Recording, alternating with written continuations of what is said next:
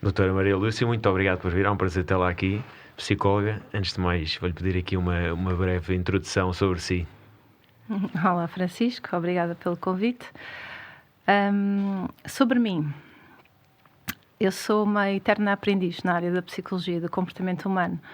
Tanto comecei como psicóloga a trabalhar com crianças e adolescentes, já passei por idosos e trabalho com adultos. Portanto, trabalho um bocadinho em todo o ciclo da vida das pessoas, que é uma coisa muito importante e muito interessante percebermos como é que se dá, não é? Desde a etapa do neurodesenvolvimento até à idade adulta e depois à terceira idade e depois o declínio e a perda da função. Portanto, acabamos por fechar o ciclo ali. Pronto. De facto, as minhas áreas de eleição são as mais jovens pela capacidade e pelo potencial de desenvolvimento, não é? E também, obviamente, aqui os adultos por outra etapa de adaptação. A psicologia trouxe-me muitas ferramentas, mas ao longo do tempo e da minha experiência, o que eu sinto é que nem sempre tenho todas as ferramentas para poder ajudar aquela pessoa naquele momento. E então, basicamente, vou fazendo formação na procura de me apetrechar mais, não é? De ser mais capaz de dar resposta. E é isso um bocadinho que tem acontecido. Eu parti da psicologia clínica, tradicional, e depois, por me deparar com uma série de situações no meu dia-a-dia enquanto clínica, percebi que precisava de mais ferramentas, procurei a neuropsicologia, há muitos anos atrás, ainda com muito pouco suporte e grupos de trabalho cá, e foi assim uma área onde eu até hoje vou beber constantemente. Portanto, as neurociências são a minha área de eleição. Explicar um bocadinho, nós somos seres neurobiológicos, não é? Depois temos toda a parte fantástica que são as emoções, que baralham isto tudo e dificultam tudo isto, com os nossos neurotransmissores aqui a ajudar e a trazer-nos aqui características muito específicas. E a neuropsicologia abriu-me toda uma panóplia de possibilidade de ajudar com outras respostas e com outras ferramentas. Procurei outras ferramentas também lá fora, como o biofeedback, o neurofeedback, que na altura voltei e também tinha grupos muito restritos a trabalhar nesta área. Infelizmente não consegui desenvolver muito, mas voltei a ela recentemente. E mais que tenho trabalhado sobretudo aqui ao nível das IPSS. Comecei no contexto hospitalar, que eu acho que é a melhor experiência que se pode ter, porque temos todo o tipo de situações, não é? E temos um internamento e temos um ambulatório e depois articulamos com a rede. Eu sou muito psicóloga do terreno, eu gosto muito da intervenção comunitária, gosto de ver, de estar, de escutar, sim, de observar. E acho que ganho muito com isso. Acho muito redutora a intervenção de gabinete. Portanto, sempre que posso, eu vou e estou com as pessoas para perceber o que é que elas precisam naquele contexto. Em termos hospitalares, é muito rico a partilha, as reuniões clínicas, a discussão. E tive uma sorte imensa de começar com pessoas que me deram o melhor que eu tenho, que eu acho, e que eu tento implementar sempre que intervenho com alguém, que é esta linha mais humanizada na intervenção, é escutar a pessoa, não é? Perceber o que é que a pessoa precisa. Não é o que eu tenho para dar, Exato. É o que é que a pessoa precisa. E as crianças iguais, as famílias igual. E quando comecei na psiquiatria, e o internamento é pesado para jovens como nós naquela altura, a perceber que aquela pessoa que está internada e o que estamos a constatar é a doença, não é? A pessoa está algures atrás deste quadro de sintomatologia, portanto, se conseguirmos limpar um bocadinho a sintomatologia, conseguimos chegar à pessoa, efetivamente, e às vezes é um caminho difícil, e a doença mental crónica, enfim, dificulta bastante, mas saí de lá com esta certeza de que nunca queria perder a intervenção humanizada e ajudar as pessoas na essência delas. Depois, a entrada nas IPSS é fantástico do ponto de vista da amplitude, não é? De intervenção, e podermos ir para o terreno, podemos articular com todas as estruturas, não é? No fundo, que as autarquias e enfim, outros equipamentos nos promovem. Trabalhar em rede, sempre. Procurar supervisão, intervisão, portanto sou uma pessoa muito de partilha e de reflexão conjunta, porque eu acho que sozinhos crescemos muito pouco. Exatamente, só temos a ganhar com a partilha. Não é? Seja de casos, seja de observações, sem dúvida alguma. Seja em que área for. Seja em que área for, não Exatamente. é? E até para nos colocarmos em situações onde possamos ser questionados e que nos possam perguntar, mas porquê é que estás a fazer assim? Ou faz-te sentido? É importante refletirmos sobre isso. Porque ainda que ganhando experiência possamos automatizar aqui alguns processos, a reflexão é fundamental. Fundamental. A reflexão, a atualização, a formação, e é um bocadinho isso que eu acho que não pode deixar de acontecer nesta e noutras áreas. Até porque a mente humana nem sequer não tem um manual. Não tem. É como falava um bocadinho, as emoções baralham tudo.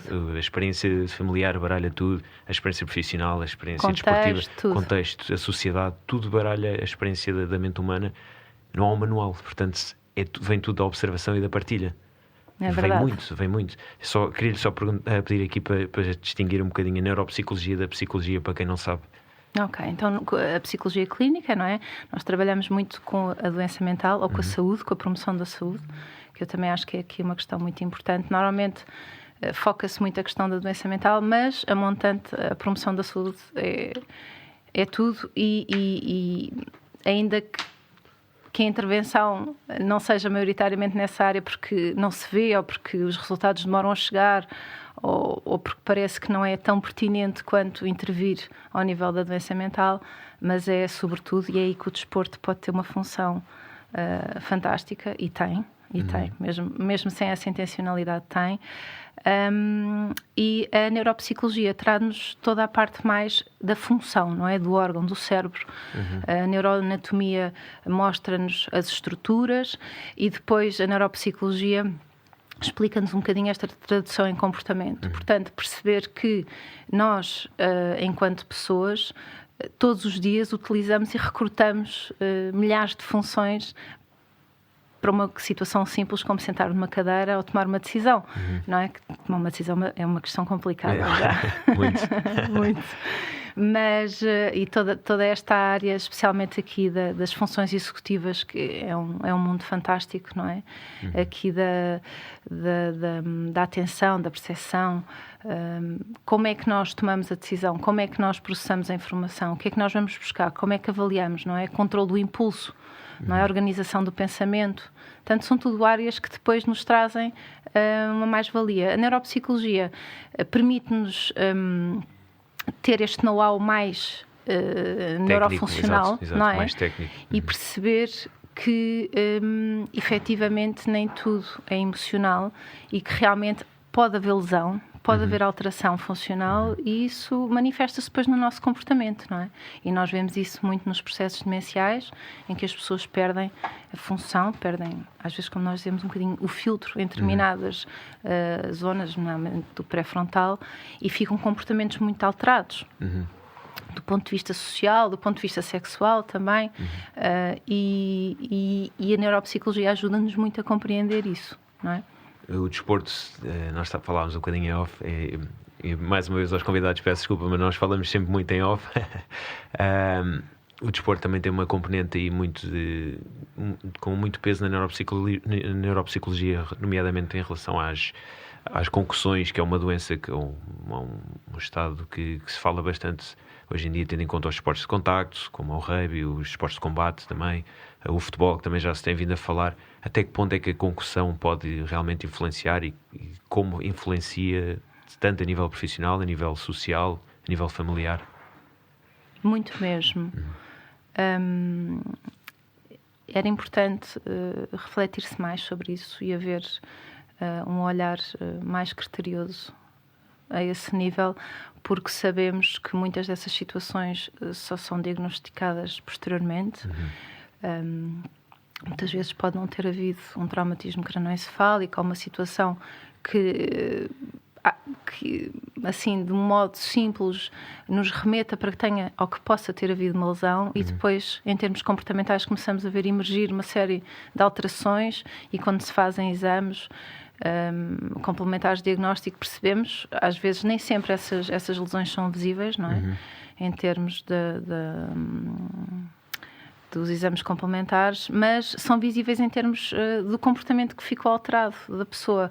E, por exemplo, há alguns desportos em que já têm técnicos a visualizar imagens e que retiram os jogadores de campo quando percebem que há um embate violento e que isto pode ter causado algum tipo de lesão. E depois eles ficam em avaliação, ficam em supervisão e regressam com a certeza ou enfim, acautelando essa situação. Efetivamente, há uma grande percentagem de atletas, nomeadamente de desportos de combate, que desenvolve e que tem alterações neuropsicológicas e que desenvolve processos demenciais precoces, entre outras situações. E isso carece de reflexão, não é? Até para proteger os próprios atletas dessas situações e acautelar, perceber como é que podemos intervir aí, não é? De modo preventivo, não deixar que essas situações aconteçam desta maneira ou de modo tão premente e ainda mais em camadas jovens, certo. Não é? Onde os cérebros estão em desenvolvimento e podem haver ali uma série de complicações associadas. Por isso, a neuropsicologia aí também podia ter um papel importante. Noutros países isto já acontece e é interessante. E já começa a haver investigação nesta área também, mesmo ao nível do futebol, como falávamos.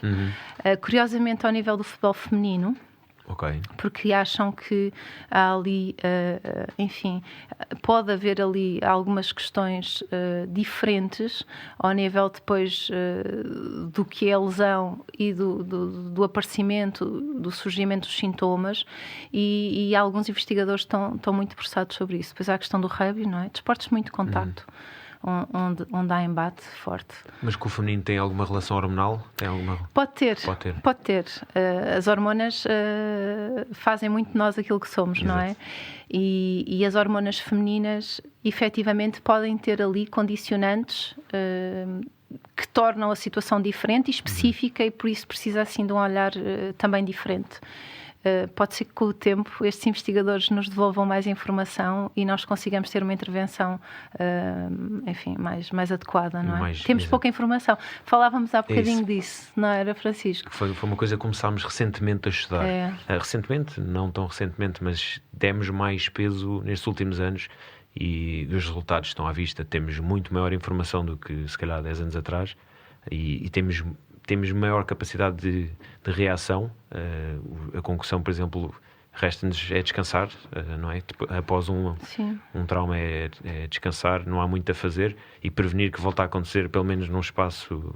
Há desportos de combate que usam 6 meses como assim um mínimo, há outros que usam 3, 4 meses, mas realmente temos mais informação e podemos, e nós também enquanto país, enquanto Portugal, que ainda há muito estigma de não aceitamos, não aceitar, mas não temos ainda muita noção das doenças mentais, seja a nível de traumatismo, seja a nível genético, fatores externos, não temos muita sensibilidade, mas parece-me que a pandemia também veio-nos trazer um bocadinho, talvez, mais sensibilidade de como é que encara a vivência na pandemia, o pós-pandemia, ainda não chegámos, mas... Pois é. Só voltando aqui um bocadinho atrás, dentro do que estava a dizer, porque é importante, a intervenção depois, ao nível dessas lesões, por exemplo, se for do ponto de vista cognitivo, a neuropsicologia pode ajudar um bocadinho aí também, porque pode fazer reabilitação e reabilitar aquela função, não é? Se perdeu. Portanto, que tudo tem a ver com a atenção, com a memória, com o raciocínio, portanto, a tomada de decisão. Portanto, isso são situações que, em termos clínicos, nós conseguimos intervir e conseguimos melhorar. Exatamente como do ponto de vista físico, não é? O preparador físico, o treinador, consegue tentar reabilitar o atleta daquele ponto de vista. E isto é importante, haver esta conciliação. Portanto, eu acho que o futuro e o trabalho em parceria, para mim, é sempre muito importante. Os treinadores têm muito que partilhar connosco, porque têm muita informação preciosa e fundamental para nós podermos, tecnicamente, também intervir melhor. Por isso, em conjunto, e nós também partilharmos com os treinadores essa mesma informação, e explicar em que ponto é que estamos. Até porque eles estão presentes no dia-a-dia do atleta mais do que qualquer outra pessoa, até mais do que a família, muitas vezes, porque passam muitas horas nos centros de treino. E os treinadores até eventualmente poderiam ter uma formação ou um grau de formação em psicologia, porque eles são os primeiros observadores e são os primeiros colecionadores de dados, digamos assim. Essa é uma questão muito, muito interessante e que eu gostaria de poder também no futuro acrescentar valor, porque tal como os professores, eu trabalho muito com professores individualmente, que procuram ajuda porque se sentem sozinhos naquilo que é uma dimensão de uma turma de 25 crianças com características completamente diferentes, ritmos de aprendizagem e outras problemáticas, umas diagnosticadas, outras não tanto, mas são professores fabulosos que se querem inovar, que se querem, não é?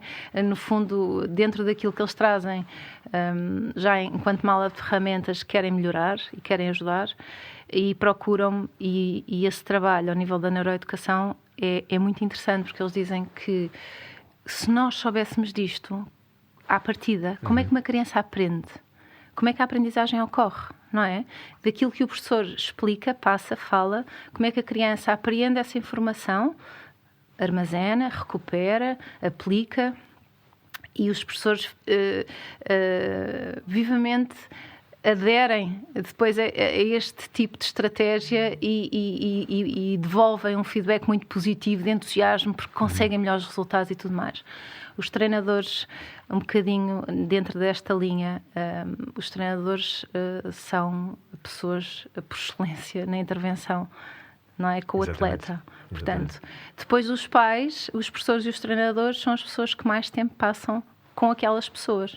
Eu estou a falar de crianças neste aspecto, mas o adulto igual, não é? Um adulto que treina várias horas por semana ou um atleta de alta competição é com aquele treinador, é com aquele grupo, é o grupo de trabalho dele. Portanto, o treinador ter a montante informação que lhe permita perceber do ponto de vista psicológico e emocional o funcionamento, não é? Do comportamento humano é uma ferramenta fantástica para ele, não é? Para poder intervir, para poder fazer melhor, para se poder questionar também. Todos ganham para poder refletir. Exatamente. E, portanto, sim, a formação de base nesta componente da psicologia, do comportamento humano, era fundamental que aumentasse em termos de carga horária e que até as federações pudessem também elas refletir e convidar alguns técnicos a partilhar para todos podermos ganhar com isto, não é? Eu até recuaria uns anos, na verdade. Eu recuaria até talvez ao ensino secundário, quem sabe ali ao 7º, 8º e 9º, porque a pressão nas escolas é tanta e cada vez mais coisas, não só a nível pessoal, mas a nível também de redes sociais. Há muita pressão nos jovens que, se tivessem uma mínima noção do perigo ou do mal-estar que causam outros, com uma mínima noção de psicologia, se calhar não fariam tanta pressão e teriam, porque hoje em dia vivemos muito como disse aqui uma ex-convidada minha que falou abertamente sobre a saúde mental, falou muito na geração do parecer e não do ser, e é verdade, nós temos que parecer muito e depois na realidade não somos assim tantos, porque temos as redes sociais e temos que nos fingir que estamos aqui ou ali, que estamos rodeados de amigos, mas depois na verdade se calhar a vida não é nada disso. E se tivéssemos um bocadinho mais noção numa fase mais precoce da vida, é claro que não vamos estar quer dizer, podemos dar uma introdução assim com uma temática mais dinâmica de jogos a crianças, mas se calhar não teria tanto efeito. Mas a partir ali dos 12, 13 anos, numa idade em que as hormonas entram completamente tomam conta às vezes das pessoas, dos jovens, poderíamos eventualmente começar logo em um processo de formação para resolver grande parte dos problemas. Isso que o Francisco está a dizer é muito importante, porque os jovens passam grande parte da vida deles na escola antes de irem para o mercado de trabalho. A escola não é um sítio que passe conteúdos pedagógicos. A escola é um tubo de ensaio para a vida, ou deverá ser. Não é? Portanto, as metodologias escolares deverão ser ativas, não é? Deverão envolver os jovens, e há muitas escolas em que já adotaram este tipo de metodologia. Faz toda a diferença. São muito homogéneas. E como é que uma turma, como estava a falar, uma turma de 25 pessoas, como é que um método de ensino homogéneo, ou seja, sem diversificar as capacidades do aluno X, do aluno Y, como é que vamos passar o conteúdo e como é que vamos formar novos adultos? E a questão é o que é que os alunos fazem com esse conteúdo. Exatamente. Não é? O Francisco é uma pessoa que tem talentos naturalmente, desde pequenino. Se eles conseguem emergir no contexto escolar tradicional ortodoxo, com pouco espaço, não é? Dificilmente. Portanto, infelizmente, a nossa escola remete muito para questões mnésicas. Portanto, se o Francisco tiver uma boa memória, conseguir apreender e devolver nos testes, é um excelente aluno. Exatamente. Não é? Na verdade, não quer dizer que aplique o que aprendeu, que consiga refletir sobre o que aprendeu, que lhe consiga ser uma mais-valia para a sua vida no futuro. Saber quem quer ser, o que quer fazer, como é que vai fazer, não é? E estas metodologias ativas metem as crianças desde muito cedo em situação real. Ok, temos isto para pesquisar, é este o tema, o que é que queres aprender sobre isto, como é que vais procurar isto? Isto é um empowerment fantástico, não é? Que se dá às crianças e que lhes permite depois, ultrapassar imensas adversidades, seja do mercado de trabalho, seja da vida pessoal, seja de acontecimentos de que ordem for, não é? Portanto, nós sairmos desta linha muito mais fechada, quadrada e estipulada do que são os objetivos pedagógicos para cada ano letivo e abraçar projetos mais de cariz prático, não é? Ativo, envolvido. Isso é fundamental e traz uma grande diferença. Assim como os nórdicos, os professores são escolhidos, assim como eles implementam programas e têm uma escolaridade muito mais ativa neste ponto de vista, os próprios professores são escolhidos por terem aptidão para ensinar, por gostarem, por se envolverem, por terem essas competências pessoais, emocionais e sociais. Não é só o conteúdo pedagógico, não é? Isso é o que se vai passar. A escola deve promover, deve semear dentro de cada um a vontade de querer saber. Agora, o Francisco pode querer saber e querer aprender coisas diferentes do Manel, que tem outros interesses, claro, não é? Sim, se calhar o João toca um instrumento. O professor Labrinho Lúcio, que é assim uma figura que eu gosto muito.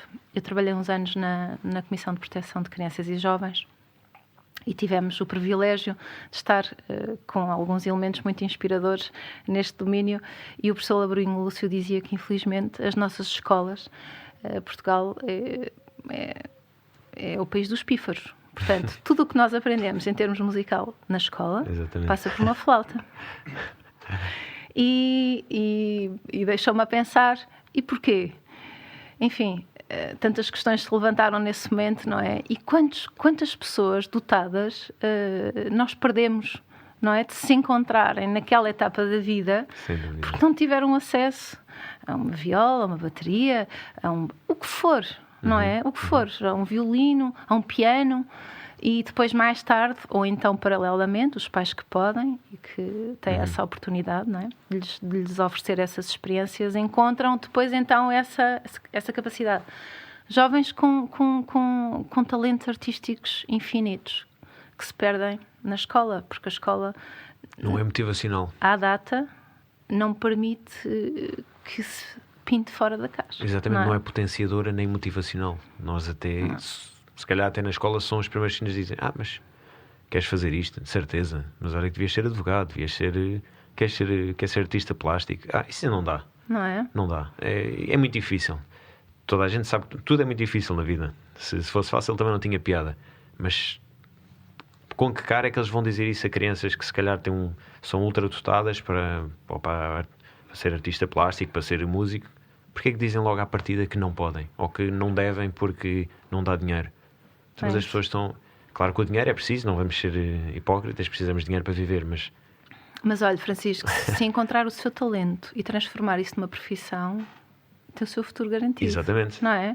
Portanto, por que não ajudá-los nesta procura? Exatamente. Não é? Neste projeto de vida de dentro para fora e não de fora para dentro. Ainda que os conteúdos programáticos sejam muito importantes do ponto de vista teórico. De base, claro. Precisamos de uma base. Está certo. Mas nós termos a possibilidade de olhar para cada indivíduo, não é? Perceber o que é que ele gosta, o que é que faz. Sabe que eu pergunto isto N vezes a adultos em consulta e fica um silêncio. E eles falam do projeto de vida, ou do facto de serem pais ou mães, ou serem bons profissionais na área que estão, ou... Não, sabe? O que é que gosta de fazer? O que é que faz bem? O que é que faz bem? Se perguntar a uma criança o que é que faz bem, ela diz-lhe com facilidade. Exato. Não é? O que é que fazem bem? Coisas simples como, me dizia no outro dia, eu ato bem os sapatos. Era uma criança de 4 anos. Uau. Fantástico. Atava bem os sapatos. O professor Carlos Neto ia ficar orgulhoso porque ele diz que nós temos uma grande iliteracia motora, e é verdade. E começa com coisas tão simples quanto isto. Portanto, nós temos velcro nos sapatos. Exato. Não digo até aos 15, mas até aos 10. Exato. E, portanto, as crianças, coisas básicas, não é? Estamos Deste tipo de a cortar aptidões, mais uma vez as pernas. não é? Uma coisa simples, exatamente. E por isso é um privilégio nós podemos olhar para cada um, e eu queria muito no futuro que houvesse esta possibilidade a nível público, e há sítios no país onde já há, e é preciso dizer isso. Há escolas fantásticas a desenvolverem este tipo de metodologia ativa, onde os jovens são muito mais vistos na individualidade deles e são potenciados nas capacidades deles, não é? Porque eu não acho que nós tenhamos um determinismo genético, Certo. mas acho que o contexto determina muito o nosso destino, não é? As nossas oportunidades.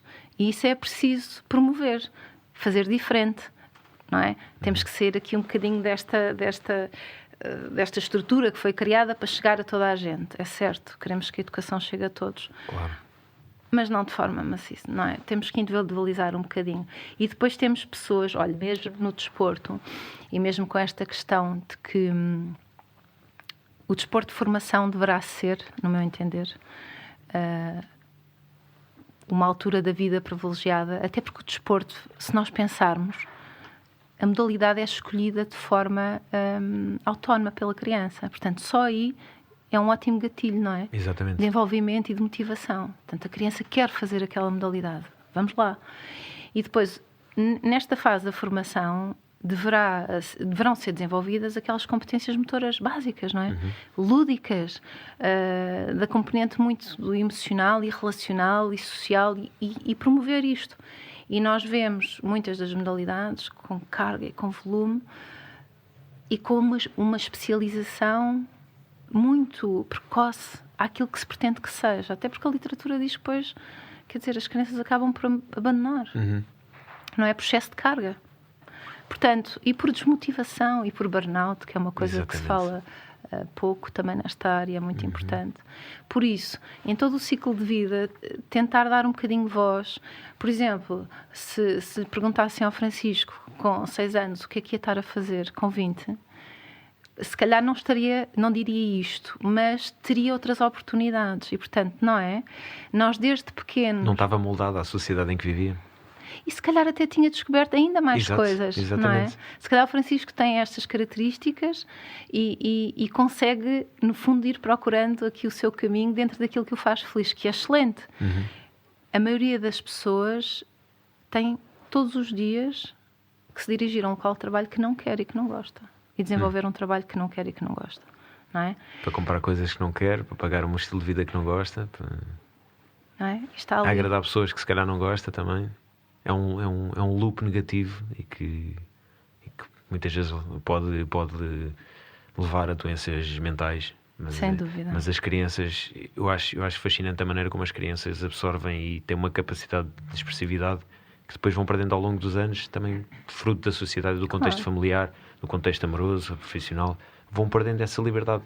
E o Adam Grant, aquele psicólogo que eu gosto bastante, que li o livro agora, ele diz mesmo, uma das perguntas que ele mais repudia é: porque é que perguntamos às crianças numa idade tão jovem o que é que elas querem ser quando crescerem? Porque eles não fazem ideia. E porque é que nós estamos logo nessa idade tão jovem, estamos logo a criar barreiras? E sabe que há assim 2 grandes parâmetros de avaliação das crianças, que é o comportamento e o desempenho escolar. É tão redutor. Exatamente. Eles são tão... Exatamente. Tem tanta coisa mais lá dentro do que isso. E em consulta, muitas vezes, quando a questão até tem a ver com comportamento ou o que seja, nós não falamos sobre isso. Há tanta coisa boa que a criança tem lá dentro, que precisa de sair. De facto, o comportamento é uma expressão, não é? E, de facto, há coisas que não estão tão bem, mas que não estão tão bem porque a montante há outras que também não estão bem. E então entra o sistema familiar aqui também. Mas o comportamento e o desempenho escolar é muito redutor. Completamente. Nós somos muito mais do que isso, não é? E por isso alargarmos também aqui um bocadinho o nosso horizonte e o nosso prisma e a maneira como vemos, como falamos, como escutamos. A falta de tempo faz com que também não haja muita escuta ativa, não é? Certo. Escutar o outro. Certo.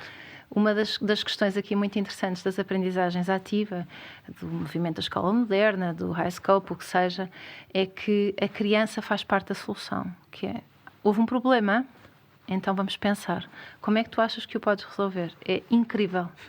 O que eles dizem, e eles resolvem o problema. E o interessante disto é que depois, numa situação qualquer, fora a escola até, eles implementam esta metodologia.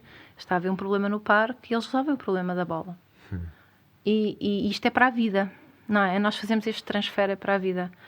E, portanto, há aqui uma panóplia de coisas que se podem dar enquanto ferramenta numas idades precoces, que depois elas conseguem potenciar e procurar os caminhos delas, não é? E não estarem tão condicionadas. Era aquilo que dizia. Exatamente. O que é esperado de nós. E o desporto é tão potencializador disso. Seja a nível de competição, seja a nível de prática única e exclusivamente para gasto de energia, porque nos cria não só resiliência, que é algo que é fundamental ao longo da vida, porque vamos ter altos e baixos e temos que, mais do que saber viver nos altos, temos que aprender a levantar-nos dos baixos, que acontecem muitas vezes muito mais frequência do que os altos. E a resiliência, o saber estar, seja em equipa, seja num desporto individual, porque apesar de estarmos individualmente, temos que respeitar o adversário ou o treinador. Portanto, o desporto tem um grande peso aqui nas crianças, e também trabalhou com crianças nesse setor do desporto. Como é que foi a experiência? O que é assim o... Olha, o desporto é assim, eu há bocadinho disse-lhe isto e é mesmo sentido. É das minhas melhores ferramentas de intervenção psicológica há muitos anos.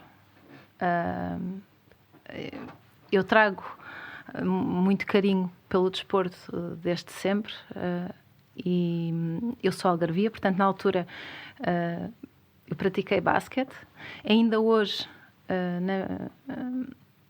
é uma modalidade com grande expressão, curioso, mas há 30 e muitos anos atrás não haviam estas estruturas até da autarquia, não é? Em termos de piscinas municipais e tudo mais. Portanto, nós aprendemos todos a nadar no mar naqueles 4 meses longuíssimos, fabulosos de verão, não é? Eu acho que são mais, eu acho que são 5 ou 6. São 5 ou 6. Somente no Algarve. Tínhamos essa mais-valia.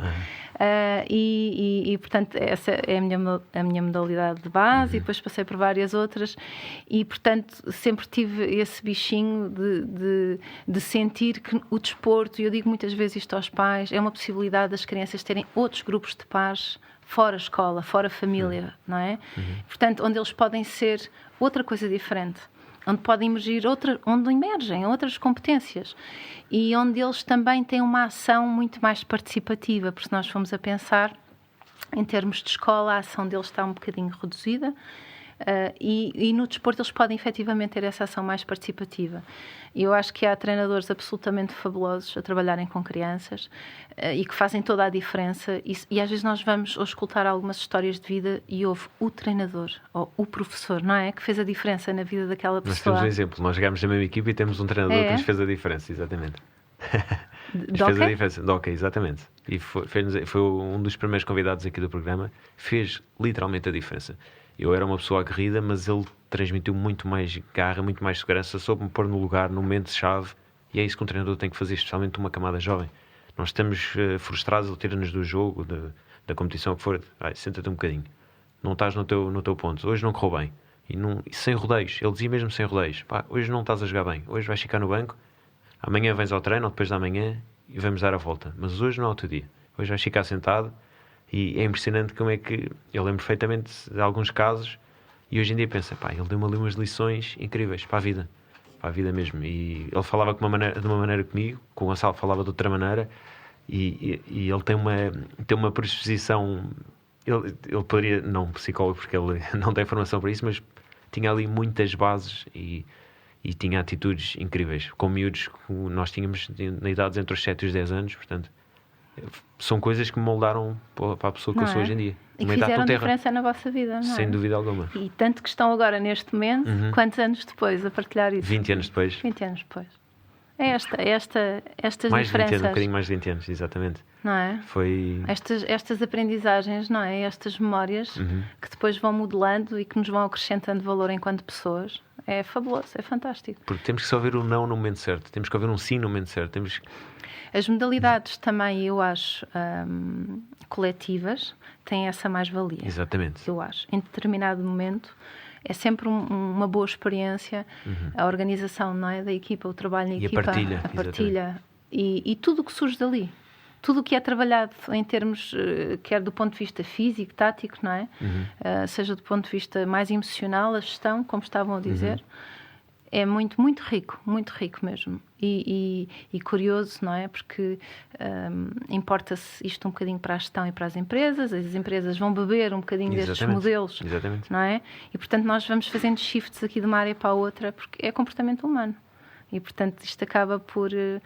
mas fico feliz, e o vosso treinador devia ouvir o que estão a dizer. Vês diferença na vossa vida? Ele sabe. Nós falámos disso aqui no programa. Importante. E fez mesmo. E acho que há muitos treinadores que eu conheço, muita gente que praticou inúmeros desportos e tiveram sempre esse treinador que falava há um bocadinho. Houve ali alguém num momento que ou os moldou para serem como são, ou deu-lhes ferramentas para depois serem como são. Há sempre ali aquele momento-chave. E parte dos pais também não intervirem muitas vezes nesse... Os pais são um problema no desporto. Às vezes. Eu costumo dizer que às vezes os pais são o pior adepto no desporto. Porque intervêm demasiado e mal. Metem-se muito no caminho do atleta com o treinador, do atleta com a...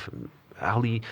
Claro que há pais que se foram atletas e percebem a relação e respeitam, mas há outros que mesmo tendo sido atletas não percebem. E como é que... Já lidou alguma vez assim com situações de pai, atleta e treinador graves? Esse é um bocadinho o meu papel no projeto de desporto onde eu estou. Faço parte da coordenação da escola e tento não só criar as sinergias e as pontes, e enfim, mas também garantir que há um respeito pela etapa de desenvolvimento em que as crianças estão, porque isso é um direito fundamental, não é, que nos assiste enquanto desporto de formação. E depois essa questão dos pais. Temos muitos perfis de pais que acompanham os filhos de maneira diferente. Temos pais fantásticos, exatamente como o Francisco disse, que percebem e porque foram também atletas e porque sabem que faz parte daquela relação, não é, treinador-atleta, intervir pouco, acompanhar sim, intervir pouco, mas temos pais que projetam nos filhos carreiras que não conseguiram ter. Exatamente. Temos pais que procuram nos filhos, não é, os pódios que não alcançaram. E metem a frustração toda em cima deles. E a pressão. Exatamente. E, portanto... E temos pais que eu nunca tive muito ligado ao futebol, fui só temporariamente mãe de uma criança que jogava futebol. Não foi neste caso, mas chegámos a ir a sítios em que eu vi placares a dizer que, por favor, para os pais se manterem em silêncio e não interferirem no treino ou no jogo que estava a decorrer. Acho muito bem. E deixou-me a pensar, mas será que os pais precisam mesmo de ler? E precisam. E, portanto, há aqui questões mais complexas, penso eu, porque os filhos que estão naquela modalidade às vezes estão ali, não é, num complemento do que os pais gostariam que tivesse sido a vida deles. E não pode ser.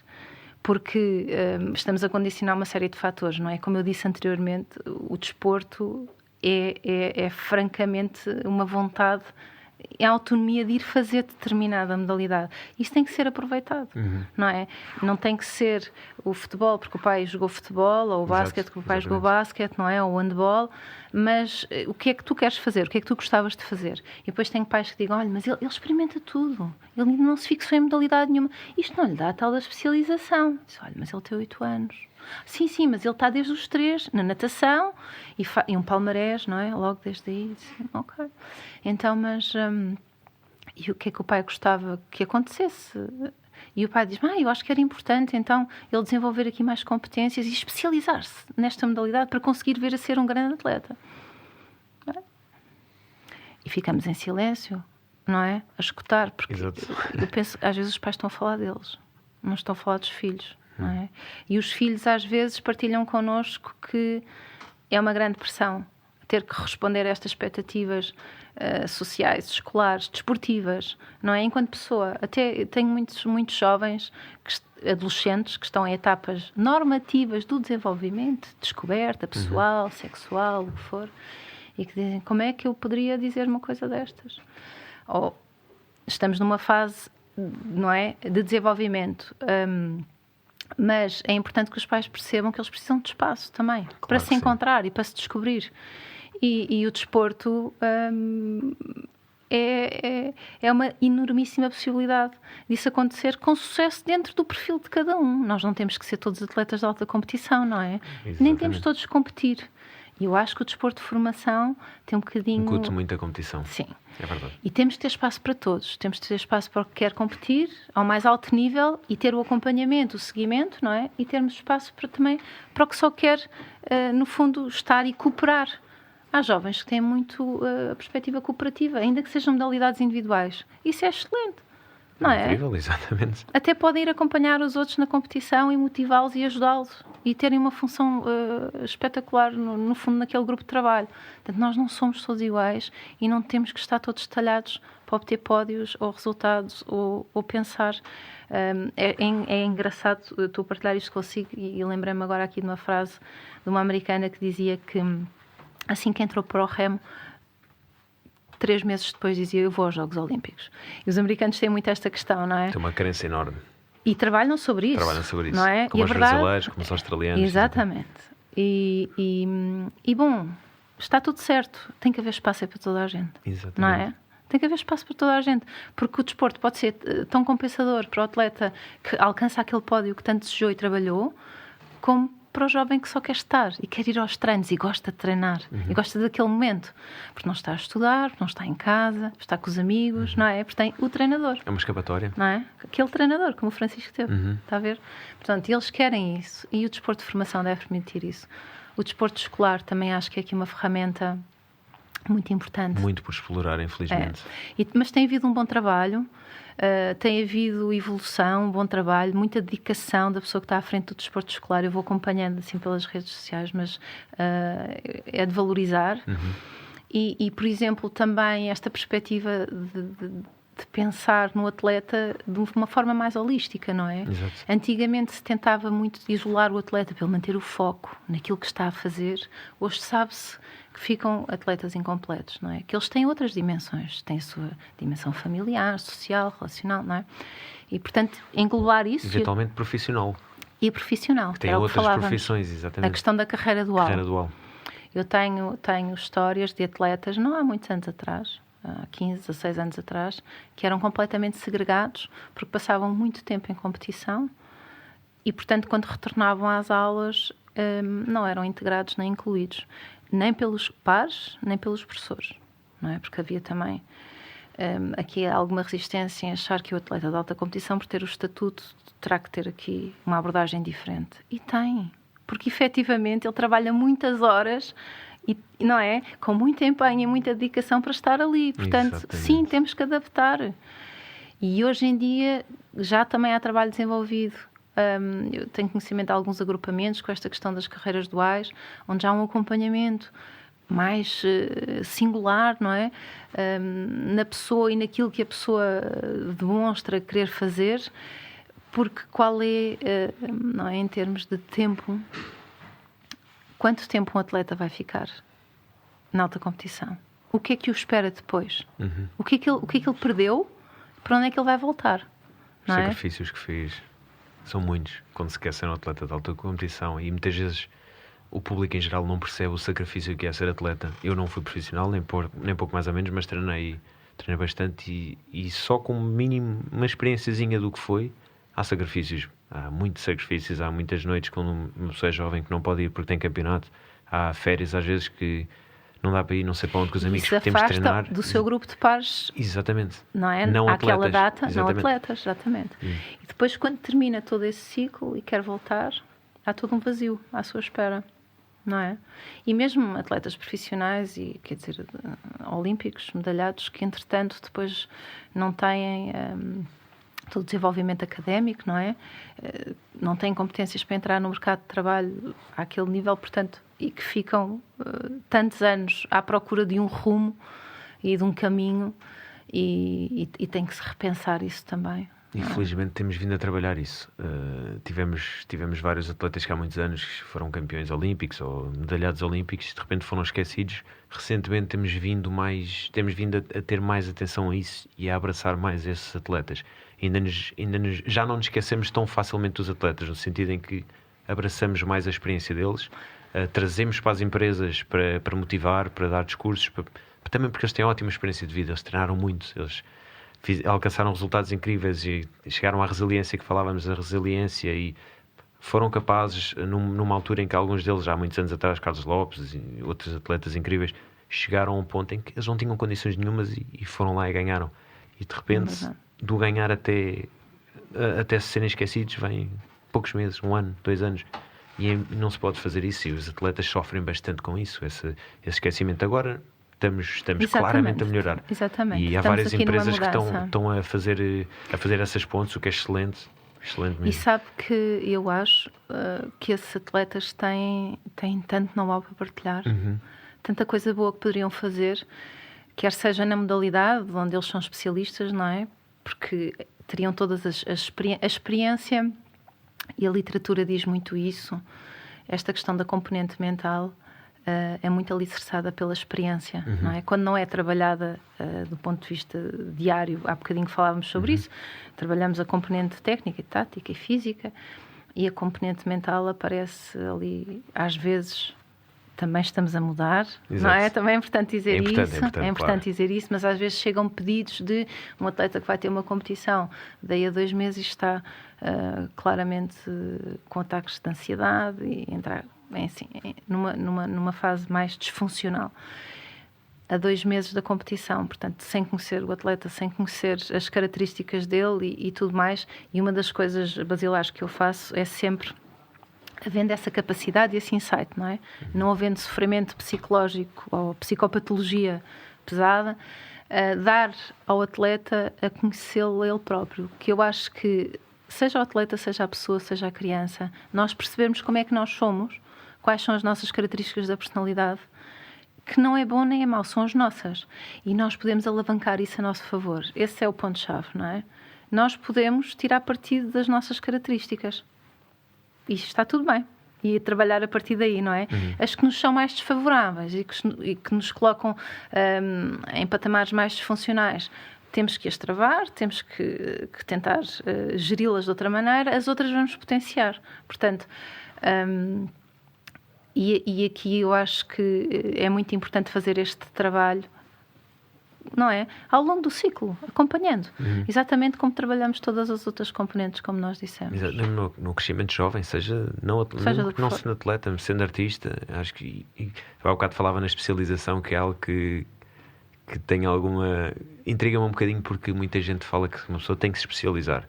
Mas depois chegamos ao mercado de trabalho e se formos especialistas numa coisa, mercado de trabalho, o que for, temos algumas limitações, porque somos especialistas só naquilo. Não podemos fazer mais nada. Só podemos fazer aquilo em que nos especializamos. E, na verdade, o mercado de trabalho hoje em dia está aberto a tudo. Nós vamos para o mercado de trabalho e somos um pau para toda a obra, como se costuma dizer. Porque tem que haver versatilidade. Essa história do especializar, uma coisa é, estamos a falar de casos clínicos ou da medicina, em que somos cirurgiões, claro que vamos especializar. Agora, numa gestão, numa marketing, o que for, em qualquer área, a especialização às vezes assume pode ser limitadora, não é? É limitador, exatamente. É limitador e é pressionante. Até para a própria pessoa, achar que não consegue fazer ou que não sabe fazer mais nada, não é? Voltando atrás àquilo que já falámos, portanto, dar às pessoas esta perspectiva de que elas sabem fazer várias coisas e podem desenvolvê-las, não é? Nós trabalharmos muito... Isso vem da escola, vem da escola e vem da nossa sociedade. Que nos obriga, entre aspas, a especializar e a escolher um só caminho. Nós só podemos fazer aquele caminho. Depois, no mercado de trabalho, eventualmente chegamos a uma empresa e o patrão, o chefe, o líder, diz-nos: não, agora tens que fazer isto. Oi, mas na escola disseram-me que eu não, ou a minha família disse-me que eu tinha que me especializar. Isto está a melhorar consideravelmente. Sim. Mas ainda temos um caminho para percorrer e, de repente, como estava a dizer, chegamos a uma empresa ou ao mercado de trabalho e especializamos, mas agora vou fazer uma coisa completamente diferente. E agora? Ansiedades, pode levar a isso. Sabe que Eu acho que a nossa melhor, já Darwin dizia isso, não é? Esta nossa capacidade de adaptação é das melhores coisas que podemos ter, não é? Sermos flexíveis, conseguirmos adaptar, temos várias perspectivas, não ficarmos presos àquele que nos parece ser o único caminho, porque nunca é um único caminho, mas a verdade é que nós somos levados a pensar isso, porque nós não somos ensinados a pensar, não é? Verdade.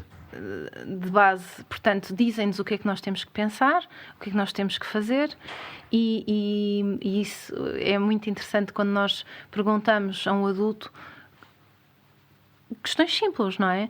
E eles diziam: eu nunca tinha pensado sobre isso. Não, porque é tudo muito mais complexo. Não há processos simples, os processos são todos complexos. Temos que ir sempre à volta. Nunca podemos ir diretamente ao assunto. Eu nunca tinha pensado sobre isso. Mas disse: então, mas podemos fazê-lo agora aqui. Mas como? Não é? Partindo de base, exato. Como é que eu vou? Não, exato, tenho que voltar atrás. O que é que gosta, o que é que faz bem, o que é que consegue fazer. E as pessoas depois, quase assim de uma forma mágica, me dizem: olha, eu descobri que eu sei fazer isto. Agora, há pouco tempo. Quase como se nós deveríamos ter esta percepção que podemos aprender até morrer, não é? Fazer coisas. Exatamente. E que não temos que estar presos a essa especialização, como o Francisco diz. E sabe-se que muitas das profissões do futuro ainda nem foram inventadas, não é? Não há nomes ainda. Exatamente. Portanto, nós termos jovens que conseguem chegar ao mercado de trabalho daquilo que sabem fazer ou que aprenderam, adaptarem-se e criarem valor em cima daquilo que lhes está a ser pedido, é o melhor que pode acontecer, não é? Agora, quando nós vimos com mindsets muito formados, de caminhos muito, muito traçados, não é? Isto também vem de trás. Nós pais, também incluída aqui, não devemos varrer o caminho à frente dos nossos filhos, não é? Devemos deixá-los confrontar-se com obstáculos. Faz parte do crescimento. À medida, não é? Da Claro, idade claro. deles. E, por outro lado, devemos preservá-los também de algum espaço muito do adulto, que agora há aqui um bocadinho esta confusão da parentalidade muito horizontal, não é? Porque os pais são os melhores amigos dos filhos e porque que bom que as relações são próximas e estreitas e que os pais são um recurso afetivo para os filhos, mas os pais são pais. Não são os melhores amigos dos filhos. Quem é a autoridade também. Exatamente. E hoje em dia vê-se muito esse problema. Muito. Os pais a mandar entre aspas nos filhos. Como é que é possível? Nem pensar. Há uns anos atrás isso era completamente impensável. O que a evolução tem de bom também tem de mau. No sentido em que esta evolução na relação parental também trouxe demasiada, se calhar em alguns casos, demasiada liberdade aos filhos, que de repente tratam mal os pais e dizem o que querem fazer e fazem o que querem sem... E as dinâmicas familiares estão centradas naquela Exatamente. criança e nas necessidades. É verdade. E limita a criança. A criança, não sabendo, porque não tem noção, está super limitada porque faz o que quer e não confronta logo com obstáculos, porque tem um caminho o todo. exercício da parentalidade, por muito que as práticas tenham vindo e bem, não é? Enfim, a trazer aqui um cariz mais emocional, e a criança hoje em dia está muito, muito perto dos pais do ponto de vista emocional. Se nós formos para trás algumas gerações, as crianças não faziam parte. Exatamente. Não é? Mas agora demais. Portanto, os pais decidem com base no que a criança quer. Não é? Como é que esta criança vai integrar um mercado de trabalho? Exatamente. Como é que vai integrar uma dificuldade num desporto? Não Nunca ser convocado. Não. Exato, nunca ouviu um não à partida. É? Nem em casa ouviu um não. Como Não é que agora ser. chega à empresa? Não, quem eu? Claro. Que é isto? Mas eu sou o maior da aldeia. Exato. De repente, como é que eu vou ouvir um não? Portanto, não estamos a ajudar. E às vezes, quando eu partilho com os pais esta necessidade de os autonomizar no sono, porque é importante para eles, porque trabalha a autorregulação, que é tão importante depois, mais à frente, no desporto, na vida. E os pais dizem: mas o que é que o sono tem a ver com isso? Tem tudo. Nós autorregularmos para conseguirmos adormecer é um exercício. E, portanto, não é fácil. E muitas vezes, e nós sabemos que quando o ser humano está mais triste ou mais com algumas dificuldades, a noite é sempre um momento difícil, não é? Nos adultos e tudo mais. Portanto, nós conseguirmos fazer isto desde pequeninos e não termos a ansiedade de ter que ir dormir e de ter que adormecer sozinho é muito importante. E há aqui uma ligação muito interessante entre a autorregulação nas crianças e o controle do comportamento. Portanto, nós encontramos crianças com muitas alterações de comportamento que têm enormíssimas dificuldades na autorregulação em processos simples quanto estes. Portanto, isto está interligado, Exato. não é? Nós acabamos por... É a beleza da mente humana. É. Vai tudo dar a pontos na vida ou a interligações. E, portanto, isto também é muito sistémico, não é, Exato. Francisco? Nós falámos sobre isto e, portanto, se o treinador consegue, a partir do desporto, trabalhar uma série de componentes importantes, a escola outros, a família outros, e no fundo estamos todos a construir para o mesmo. Portanto, quanto mais nós nos interligarmos, partilharmos saberes, Exatamente. Conversarmos uns com os outros, não é? Eu estou aqui consigo, Exato. Já aprendi coisas sobre o surf. Eu já aprendi muito. Não é? Exatamente. Temos que nos escutar, temos que nos ouvir, refletir e pensar como é que podemos fazer diferente, fazer melhor. As crianças de agora não têm o mesmo funcionamento cerebral de crianças de há 20 anos atrás. Temos que nos adaptar, claro. Evoluir, pensar sobre isto, não é? E o Francisco há bocadinho perguntou-me da pandemia, depois não voltamos a ir. Exato. Ponto muito importante. Pronto. E curiosamente, a visão que saiu esta semana, passo a publicidade. Sim, sem problema. Fala exatamente sobre esta epidemia escondida. É a capa da visão. Onde eu confesso que ainda não tive... Não li como gostaria, mas assim, à primeira vista... O enfoque, de facto, é nestas questões da saúde mental. O que é que fez emergir a pandemia? Havia muita coisa latente que emergiu e havia já a sintomatologia que também se agudizou, não é? Mas há ali alguns pontos que eu acho que são muito importantes, que têm a ver com a nossa questão biológica humana, não é? Em que fomos privados do contacto e em que ficámos com projetos de vida em suspenso, muitos de nós. Os adultos por questões profissionais, os jovens que estavam numa fase ou numa etapa da vida em que estavam virados para fora, tiveram que se virar para dentro mais tempo. E curiosamente a consulta que aumentou mais em Santa Maria, pelo menos foram estes dados que eu li, foi da adolescência, ao nível da psiquiatria, portanto que revela sofrimento psicológico. Exatamente porque é normativo que nestas etapas os jovens passem mais tempo fora deste núcleo familiar, claro. E tiveram que inverter, claro. Não é este movimento, e isto causou aqui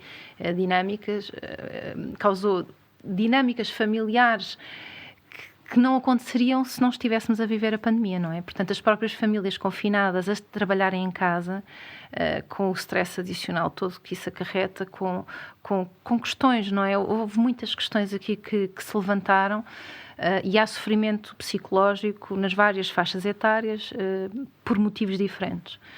Mas há aqui também uma questão interessante que eu li, que tem a ver com os profissionais de saúde, com uma taxa enormíssima de pedidos de ajuda e de muita dificuldade. E efetivamente eles precisam de ser escutados e ajudados. E de que maneira? Que resiliência que eles têm. Ainda nos vêm acusar de que não têm resiliência. E portanto a pandemia afetou cada um de nós de maneira diferente, com uma amplitude diferente, é facto. Inclusivamente os jovens que estão integrados em modalidades e tiveram que deixar de treinar. Exatamente. Isto teve um impacto enorme. Atletas profissionais que tiveram que alterar, não é? E que arranjar maneiras de conseguir manter as suas cargas e volumes. Os músicos perderam os concertos. Os atores, os teatros. Tanta gente perdeu tanta coisa. Sim. Mas, por um lado, aparentemente, isso veio trazer veio quebrar um bocadinho mais aquele estigma que podemos ir ao psicólogo sem problema. Sem problema, isto é. Nós em Portugal vemos muito a ida ao psicólogo, cada vez menos, mas ainda vemos muito como és maluco, vais ao psicólogo. Ou se estás maluco, tens que ir ao psicólogo. Não, a pandemia se calhar até veio quebrar um bocadinho esse estigma de não, qual é o problema? É um ginásio mental. Eu não tenho problemas, mas posso ir perfeitamente ao psicólogo. Só porque sim, porque não? Porque é que não? O que é que eu preciso de ter mentalmente para ir ao psicólogo? Não preciso de nada, posso ir partilhar. Porque não? Se calhar não tenho alguém que me ouça, se calhar só quer ser ouvido e não posso. Ou não pode naquele contexto. Exatamente. Mas felizmente a pandemia nesse aspecto até... Claro que houveram vários problemas que emergiram, mas até se calhar trouxe algumas coisas boas, nomeadamente a nível de saúde mental. Demos mais foco nisso. E será que vamos dar agora para a frente? Será que não nos vamos esquecer? É isso. Enfim, estes fenómenos trazem sempre É um choque para toda a gente. E criam ondas nunca antes vistas. Nós passámos, as gerações anteriores, peste negra e outras pandemias, epidemias, mas de repente ficámos todos fechados em casa e vi famílias que disseram: adorei, foi brutal, tive imenso tempo com a minha família.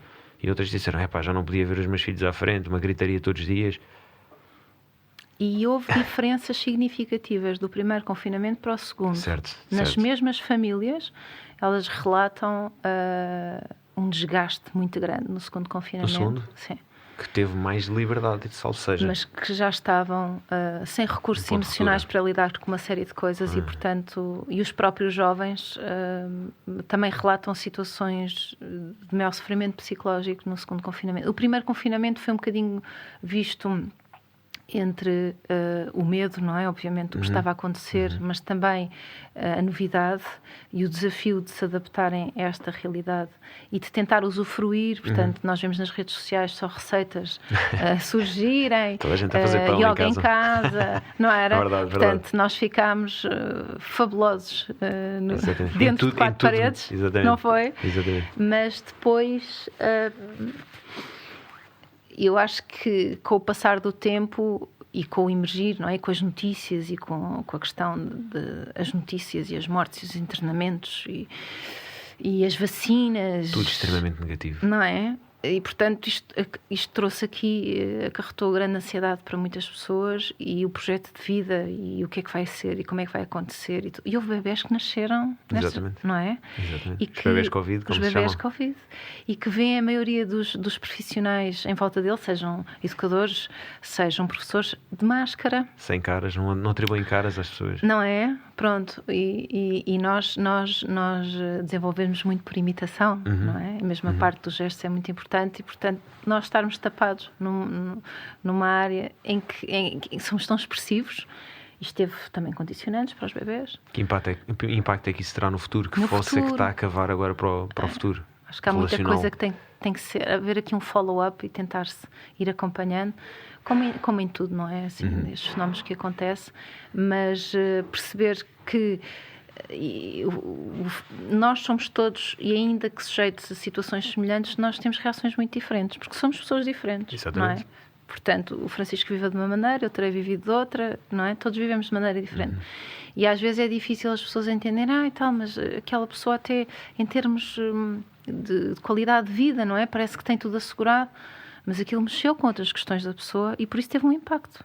Claro. E portanto temos que respeitar isso e temos que perceber isso. Mas vamos ver, eu acho que vamos perceber isso mais à frente também, não é? O quanto isto mexeu e impactou com a vida das pessoas. Os profissionais de saúde acho que estão muito desgastados também. Completamente.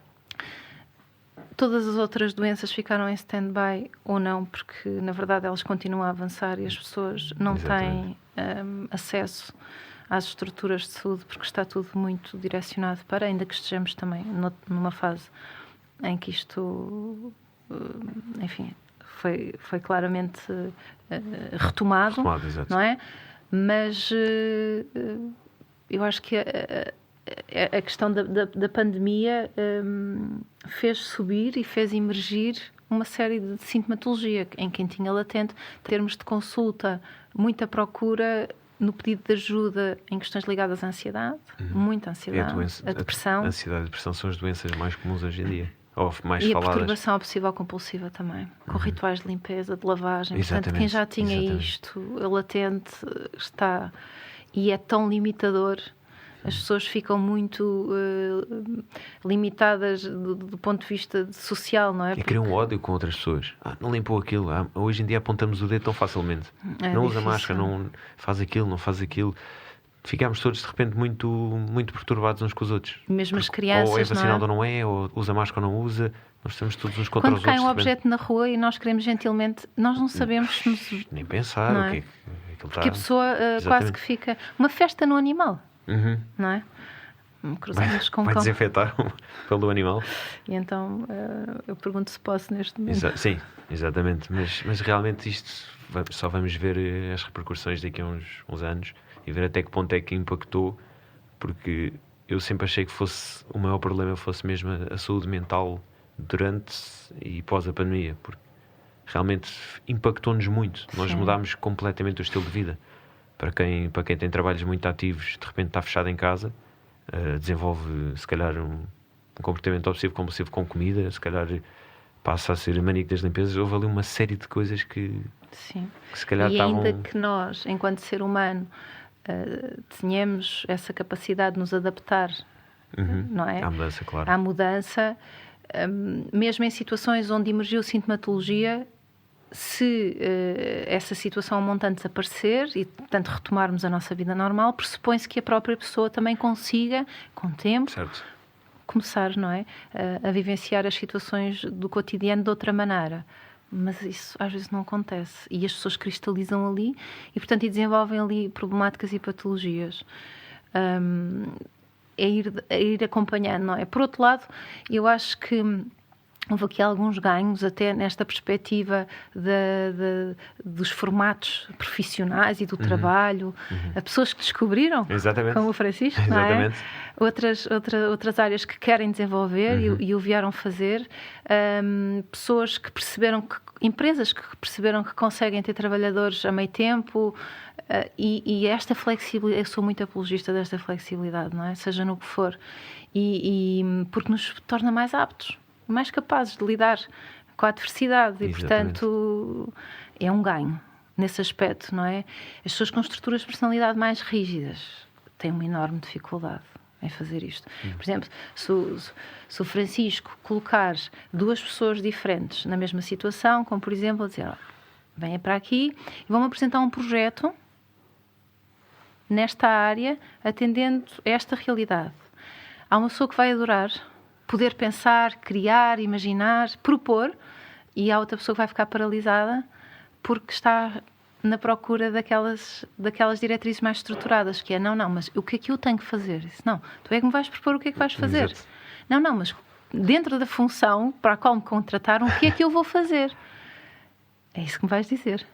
Portanto, nós somos pessoas diferentes, não é? E naturalmente depois reagimos de maneira diferente. A pandemia traz aqui muitas questões que têm que ser vistos assim na individualidade. Também trouxe positivos. E eu acredito que temos de nos agarrar aos positivos, que foram alguns.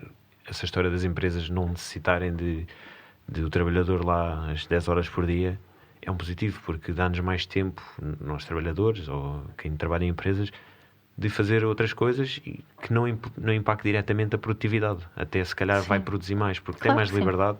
Portanto, também houve positivos, nem tudo é mau. As notícias dão-nos tudo o que é mau, não nos dão o que é bom, infelizmente. Por isso é que eu deixei de ver notícias já há uns anos, porque ligamos a televisão para ouvir desgraça, morreu aquele está doente, não sei quantos casos, um assalto. Deixei de ver, porque a nossa sociedade projeta muito o negativo e o positivo fica ali para o cantinho, para o final o positivo vem sempre no final do noticiário. Primeiro que tudo, a desgraça, depois só o positivo. E nós já estamos com tanta carga negativa de tudo aquilo que ouvimos, que o positivo já nem entra. E a quantidade de pessoas que descobriram o exercício físico na pandemia? Também foi ótimo. Espetacular. Só corredores, de repente. Não é? De repente temos... Desapareceram um bocadinho agora outra vez, mas pronto. Mas bom, mas a avaliar... E pessoas descobriram a serra e o monte mais próximo, não é? E a rua de baixo de casa. O bom que é dar uma volta ao ar livre. E valorizaram. E, portanto, era bom que esses hábitos se mantivessem.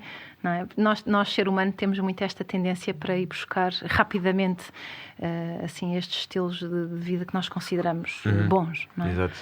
Mas, efetivamente, eles para permanecerem no tempo têm que estar alinhados um bocadinho connosco. Com a nossa personalidade, claro que sim.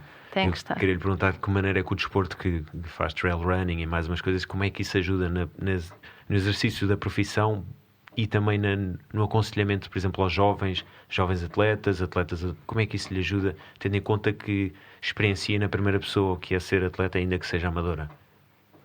Como falávamos, ser atleta amador é um privilégio, não é? Exatamente.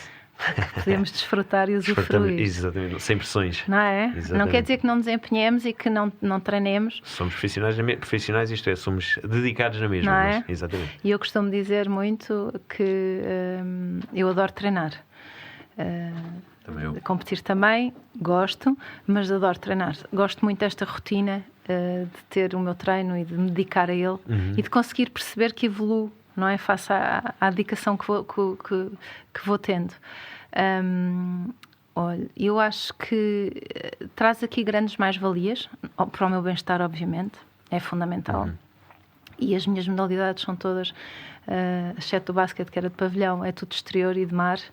E, por exemplo, o swimrun é uma modalidade também importada aqui dos nórdicos, dos suecos, que congrega a corrida na montanha, ou na serra, ou no monte, com a natação em águas abertas. Não há transições, como no triatlo. Nós partimos com o equipamento com o qual vamos chegar no final da prova. E é fabuloso, porque corre e nada em cenários absolutamente fantásticos, em dupla. Portanto, esta modalidade, para pontuar para o Campeonato Nacional, requer que seja em dupla, até por questões de segurança também, porque os suecos faziam isto em trilhas. E sim, e pronto, eles com mais quilómetros que nós, mas é fantástico. E depois perceber que, e lá está, todas as pessoas são diferentes, a perceber que esta componente da natureza traz enormíssimos benefícios, não é? Depois, tranquilidade e tudo mais. Enquanto profissional, eu que utilizo o desporto há muitos anos como uma ferramenta para as pessoas que vou acompanhando, porque acho mesmo que traz, mesmo em termos de neurotransmissores, não é? Claro. Esta produção toda da dopamina, da serotonina, exatamente. Isto é tão importante. Conseguimos aqui, através desta área do exercício físico, produzir estes químicos que são fundamentais para nós andarmos aqui organizados, exatamente. Enquanto pessoas, e felizes, exatamente. E realizados. E depois também me ajuda a mim no acompanhamento de alguns atletas a perceber isso, e há uns tempos atrás procurei também um plano de treino e procurei um treinador no sentido de perceber e de viver na primeira pessoa o que é ter um plano de treino, como é que é, não é? Como é que nós vamos lutando connosco próprios para, não é? Para cumprir e para não falhar. Exatamente, não é? Pronto. E por isso isto é tudo uma componente que funciona bem, não é? E termos esta experiência vivida ajuda-nos também a conseguir ajudar melhor, eu acho. Eu acho que é preciso, neste caso, isto é transversal a várias áreas, é preciso estar no local e fazer, para realmente ter informação e saber como lidar com alguns problemas. No caso da psicologia, se uma pessoa está muito focada no consultório, claro que tem vários casos que vêm ter com eles, mas é preciso observar, porque é preciso praticar. No caso de uma psicologia do desporto, é preciso perceber a frustração que é ser atleta, a pressão que vem de casa, a pressão que vem dos adeptos, a pressão que vem dos patrocinadores, dos agentes, que depois os atletas profissionais têm vários intervenientes na sua carreira. É preciso perceber e é preciso termos um bocadinho essa noção, apesar de não termos patrocinadores ou que for quando somos amadores, ou eventualmente termos, mas a uma escala mais baixa, mas é preciso realmente perceber que no final do dia somos todos seres humanos e temos todos as mesmas pressões, acusamos todos a mesma ansiedade, a mesma depressão, ou de maneiras diferentes, mas podemos chegar todos a esse ponto, e só estando no local e só praticando é que realmente se pode comentar, ou se pode ajudar, porque é importante mesmo sentir e ter essa noção de todo o processo. Ajuda muito. Porque não é só na escola, muitas vezes quando dizia que tinha para campeonatos, na altura as pessoas diziam, lá vais tu passear ao fim de semana. Não, eu estive a treinar a semana toda, acordei antes de vir para a escola, estava na água às 6 da manhã, para estar nas aulas às 8h30, para depois no fim de semana ter campeonato. Claro que eu estou a fazer isto por prazer e adoro, mas não estou a brincar, entre aspas. Isto eu gosto mesmo genuinamente, tem que me apoiar. Eu fazia testes antes do tempo, sem ninguém na sala, não podia copiar, mas é verdade, eu fazia testes às vezes sozinhos e compensava sempre e tinha boas notas, felizmente, porque também tinha uma grande capacidade de copiar, que eu não era grande apreciador, de copiar não, de memorizar. Eu não era grande apreciador de algumas matérias que eram dadas, mas como memorizava as coisas facilmente, cuspia aquilo ali no teste e estava feito. Mudava ali as palavras, mudava o sentido só para não ser igual ao manual, mas tudo isso me trouxe e tudo isso traz às pessoas, na verdade, uma noção do que é ser atleta. E acho que ou ser empresário, é preciso perceber as frustrações e é preciso saber lidar com essas frustrações, seja com as nossas, seja com as das outras pessoas, porque nós muitas vezes pomos pressão nas outras pessoas involuntariamente, queremos ajudar, mas não percebemos muitas vezes os empresários são atletas de alta competição. Exatamente. No papel que desempenham, não é? No papel que desempenham. Na sua função. E treinadores. Por isso é que há este shift. E os treinadores são atletas de alta competição. E mesmo os empresários são treinadores, exato, porque têm que saber motivar, têm que saber lidar, têm que dizer, olha, este mês não vendeste.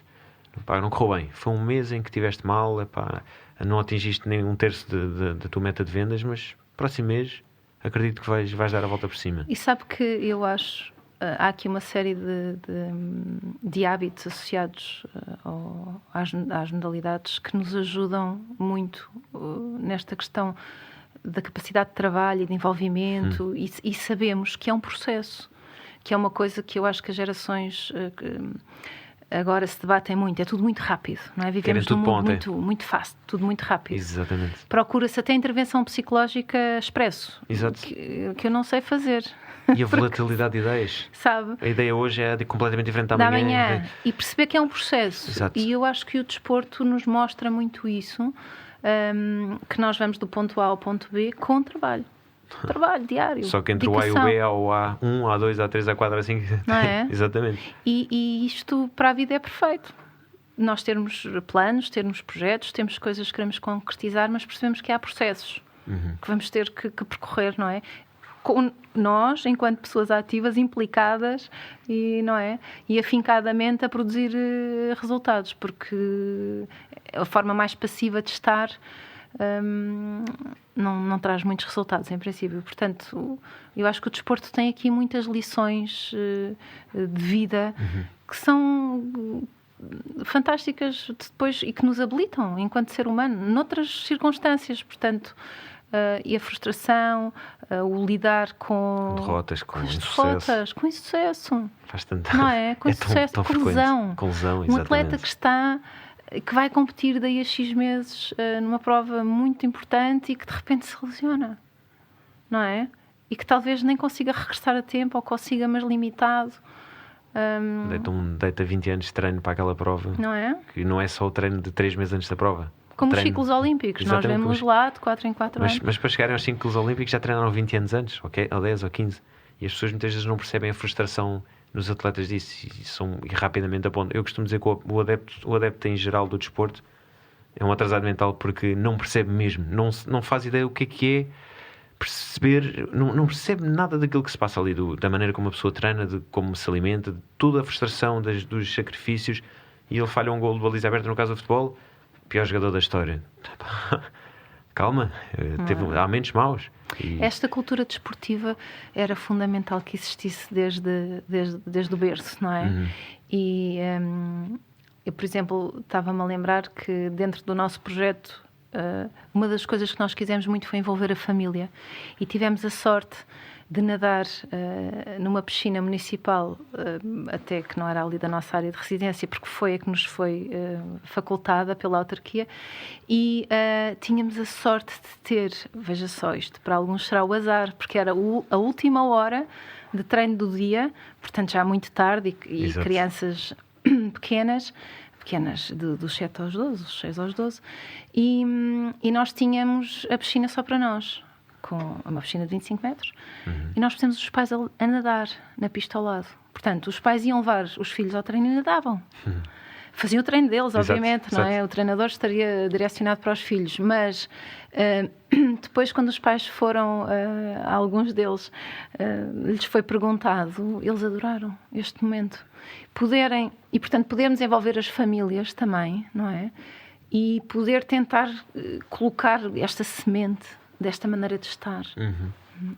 Era muito bom. Fazer a transição para uma maneira de estar muito mais saudável e muito mais motivacional, muito menos de cortar pernas, porque quem somos nós para dizer que indivíduo A ou B ou C não consegue?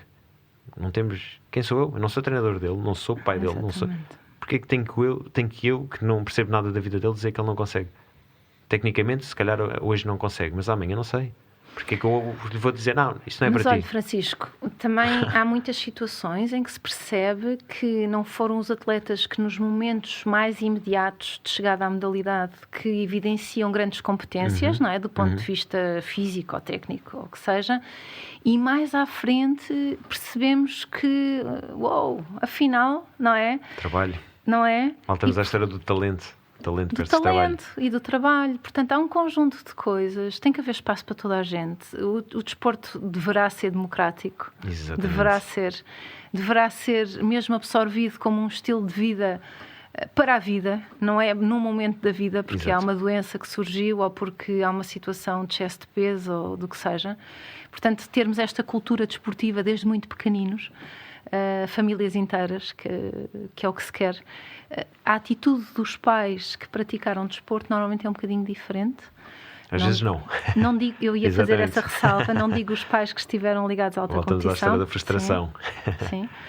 Mas haver e nós promovermos quantas horas de exercício físico têm os alunos numa escola por semana? Nada. Tem um bloco de 90 minutos mais 1 hora.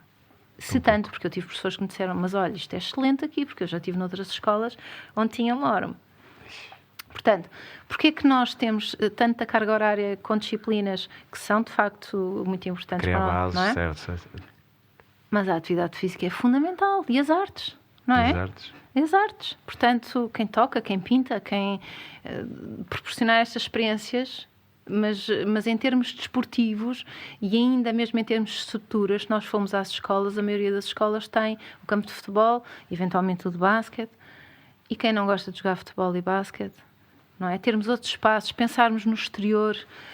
O professor Carlos Neto ali da FMH, que tem um projeto aqui em Cascais fantástico, a converter exteriores, espaços de brincadeira para as crianças. Portanto, nós estamos num ponto em que nós temos que explicar às entidades que é importante as crianças brincarem na rua, não é?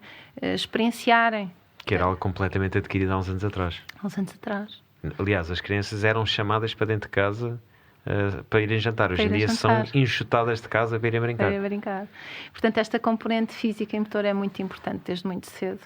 E podemos mudar através da escola, através das famílias. Portanto, há aqui alguns vetores em que nós podemos apostar para criar mudança, não é? E a começar pela carga horária nas escolas. E a importância que é dada à educação física nas escolas, que às vezes é redutora, não é? Muito. Não é? E o professor de educação física, que muitas vezes é uma pessoa excepcional. Exatamente. Não é? E que faz a diferença em tantos miúdos. E olha que me acontece que só estão 1 vez por semana ou 2 vezes por semana com aquele professor e que tem uma ligação fantástica. E que os ajuda em muitas outras coisas. Portanto, começarmos... eu digo sempre que eu não mudo o mundo, mas se eu conseguir mudar qualquer coisa no meu quintal, não é? Todos os dias um bocadinho. Se todos pensarmos assim, o mundo muda. O mundo muda, não é? E começar aqui por estas gerações, tanto formação a montante, professores, treinadores, escolas com metodologias diferentes e ativas, esta questão desportiva desde muito cedo, não é? Ainda que as autarquias eu acho que estão muito mobilizadas para isto neste momento e já proporcionam uma série de estruturas, não é? Para nós usufruirmos. E bem, somos uns privilegiados na maior parte do país, também pelas condições climatéricas que temos. Claro, temos que aproveitar. Temos que aproveitar. Tanto mar, não é? Tanto mar, tanta coisa boa que nós Tanto temos. mar e tão bom. E tão bom, não é? Nós temos ondas, por exemplo, no caso do surf, temos ondas incríveis desde a ponta norte até à ponta sul e em algumas alturas do ano até à ponta sudeste. Portanto, nós temos ondas até mesmo... Até onde há mar há ondas. E... às vezes falta-nos aproveitar ou aproveitamos, mas não damos valor. Portanto, precisamos de mudar essa maneira de pensar, mas estamos no bom caminho. Eu acho que estamos no bom caminho. E as mudanças estão a chegar e vamos continuar. E temos nós, toda a gente, jovens e graúdos, miúdos, temos que mudar a maneira de pensar porque estamos a passar uma pandemia e no final não digo que vai ficar tudo bem, porque isso é aquela frase clichê, mas acho que vamos ter muita aprendizagem com isto e vamos dar a volta e temos ferramentas para isso. É aproveitar. É aproveitar. É aproveitar. Exatamente. Doutora, foi um prazer tê-la aqui. Obrigada. Muito bom. Fica o convite já para uma próxima edição, porque ficou muito por dizer. Muito obrigado mais uma vez. Obrigada, foi um prazer.